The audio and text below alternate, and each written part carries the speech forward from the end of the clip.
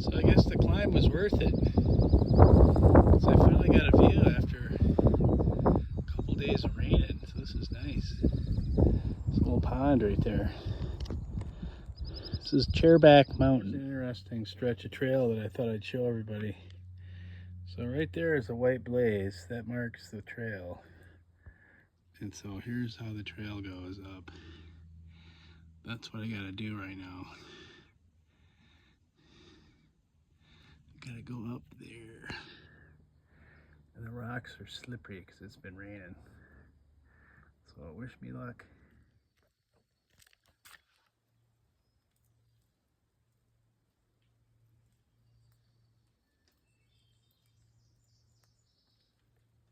That was a hermit thrush.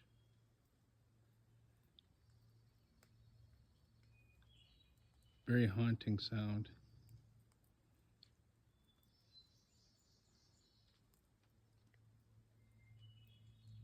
I just had a pretty magical experience seeing a pine marten, but I had my phone in my pocket and I couldn't get any footage, but it's a member of the weasel family. They're a little bit smaller than a house cat, and they're, you know, built like a weasel. And they have brown fur. They look a little bit similar to a mink.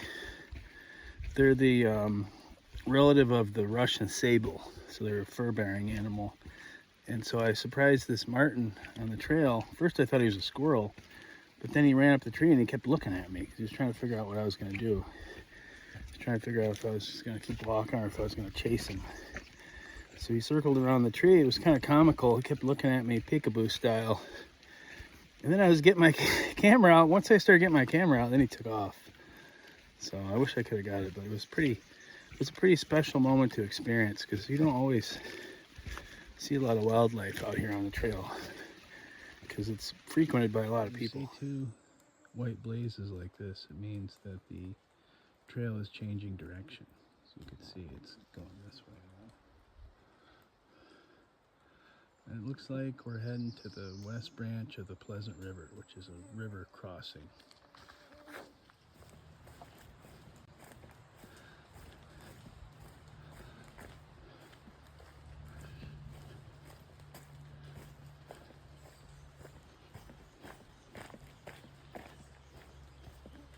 Very hermity. Trees look pretty big up here, I guess. I kind of like hemlock forests because they're not as wet.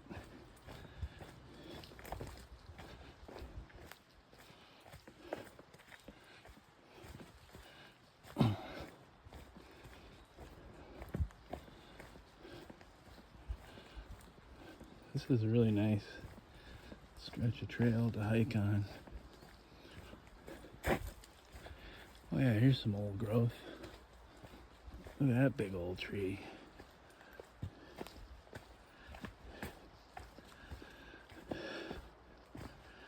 That's a big one. That's a big one. Big old granddaddy. Look at that one. Ooh, that's a really big one. Definitely some nice old growth through here. It's a very quiet, peaceful forest. And your footfalls don't even make any noise because they're cushioned by all these pine needles. It's really nice.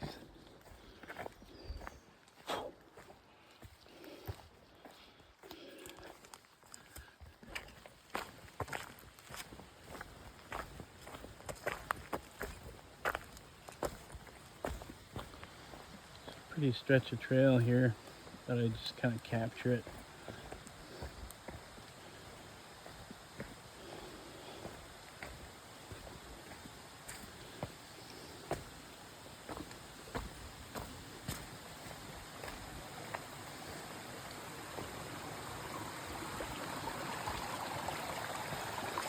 I'm gonna rock hop.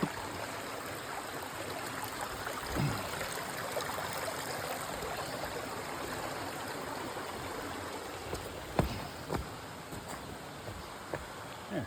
Good morning. So last night it rained all day and I did 19 miles over Whitecap Mountain, which was very cold and blustery and windy when I got up there. So there's really not much you could do on rainy days except hike in the rain and get wet. But fortunately, when I made it to the shelter, Carl Newhall shelter, there was enough room for me to set up in there. There's 3 other people in there, 2 section hikers and a northbounder that's getting ready to finish up the trail. So I had kind of fun hanging out with them, talking to them. The one guy shared cocoa with everybody, so it was pretty nice. And so my tent was wet from yesterday, so that was good. I didn't have to set up my tent. Because even if your tent is pretty waterproof, once you tear it down in the rain, and then when you set it back up the next day, all the water had gone all over the tent. Even if while you're in it you were dry, once you roll it up, just the water gets everywhere. So then if you have to set up your tent again the next day in the rain, it's going to be wet inside and out. So sleeping in the shelter is a little nicer in that situation. And I put all my clothes on. I put my my puffer, or my puffy, my long johns, my 2 pairs of dry tough socks. Thank you, Mom. And I kind of huddled up in my quilt. And then I slept fairly good. I've been doing 19-mile days. Since it's kind of wet, I mean, it's actually kind of pretty right now. It's not really raining, but as you hike, after it's been raining, you get wet by rubbing up against the brush and everything. But since it's wet, I'm kind of looking forward to kind of pushing through and getting to Shaw's Hiker Hostel, where they have really good pancake breakfast and hot showers and laundry. So looking forward to that. I might buy a pillow, because the dilemma I ran into is that when it's cold, I put all my clothing on, and then I have no pillow, because when on a hot day, I use my clothing bag as a pillow, because it's like pretty soft, you know. So I might buy like an inflatable pillow and whatever other gear I might need. And I might donate this journal I brought, which I'm not using at all. It's just like extra weight. So I might give that away to whoever might want to start a journal on the trail, because I'm kind of journaling on YouTube anyway, so I don't really need to write in a physical journal. So that's my plan for the day. I got like 36 miles to get picked up to Shaw's Hiker Hostel. So I'm going to try to do that in 2 days. So I have to do a 16-mile day, and I have to do a 20-mile day. So I'm going to try to see how I feel. I feel a little kind of beat up, to be honest. Not like injured or anything, but just kind of, it's been wearing on me doing these 18-mile days. I would have took my time more and enjoyed the 100-mile, but now that it's raining, I just kind of want to get someplace warm, get a hot shower. So maybe today I'll do a 16, kind of baby myself, and then I'll be motivated to do a 20 into town. So that's it for what day is this? So it's the 29th. So day 6 on the Appalachian Trail. There's a fun little bog I'm gonna do.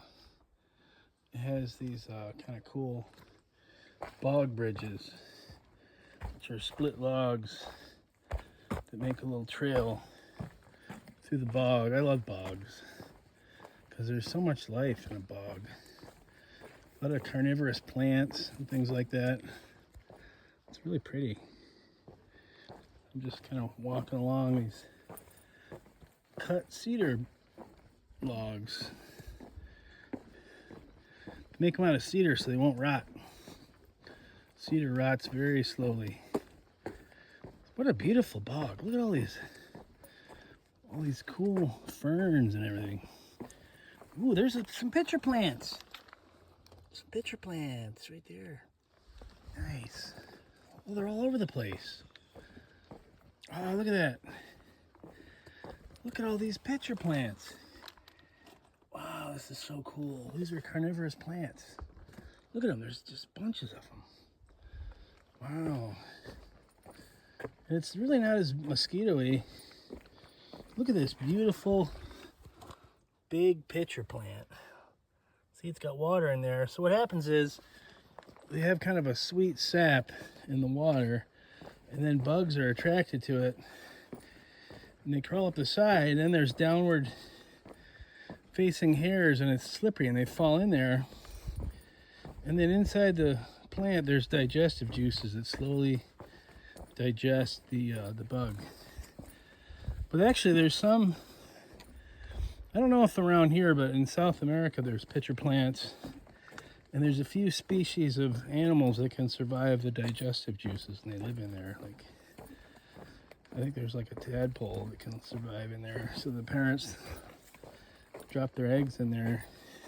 And they also can eat the bugs, so it's kind of a symbiotic relationship.